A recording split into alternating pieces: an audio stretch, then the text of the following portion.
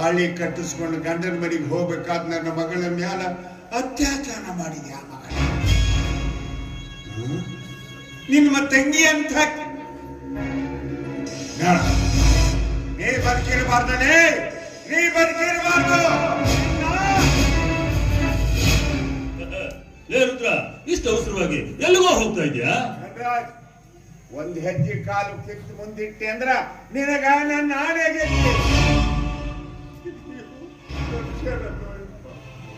ಗೋಮುಖ ವ್ಯಾಕರಣಗಳು ನೀವು.